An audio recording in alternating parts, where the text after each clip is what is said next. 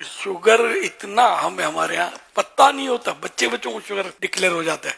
मैं मिठाई नहीं खाता, हालांकि रोटी और ये तो खाता हूँ, चावल, और मुझे शुगर हो गया।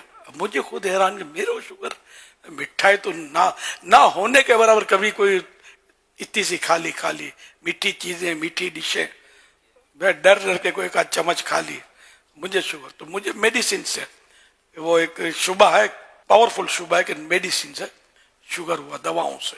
अब ये कि मुझे शुगर भी बिल्कुल, मैं समझो डायबिटिक्स का पेशेंट हो गया। इस दौरान पता चला कि इसमें शुगर, चावल का तो सुनते थे, अब गंदुम में शुगर, तो जौ में, तो ज्वार में, तो सब में शुगर। अब खाए तो क्या खाए।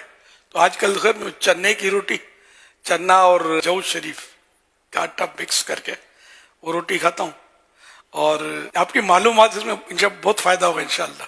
और चावल का फिर ये डॉक्टरों का ये एक अजीब तरीका है, मजे का तरीका है। चावल ज्यादा पानी डालकर, इतना सा पानी डाल के नहीं, ज्यादा पानी डालकर इसको उबाले।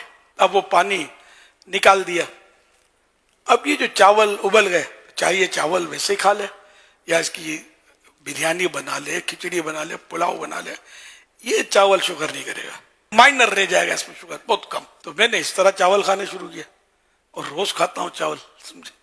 हाँ, तकरीबन रोज खाता हूँ चावल। और वो चने वगैरह की रोटी आमतौर पर आधी रोटी खाता हूँ। अल्हम्दुलिल्लाह मेरी शुगर नॉर्मल हो गई, कोई मेडिसिन नहीं ली। हालांकि डॉक्टर से तो मशवरा मिला था मेडिसिन लो, तो मुझे मेडिसिन से वैसे ही डर लगता रहता है, तो मैंने अल्हम्दुलिल्लाह कोई मेडिसिन नहीं ली। ऐसी रिपोर्ट आई शुगर की कि नॉर्मल हो गई, मुझे यकीन नहीं आता था कि ये कैसे हो गई। 100 दवा की एक दवा परहेज है।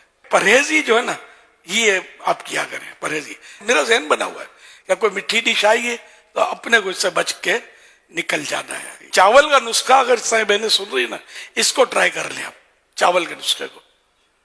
आप इंशाल्लाह ये तजर्बा हो गया मेरा अल्हम्दुलिल्लाह रब्बिल आलमीन कि चावल खाएं मजे से, लेकिन वो तरीका जो मैंने अर्ज किया।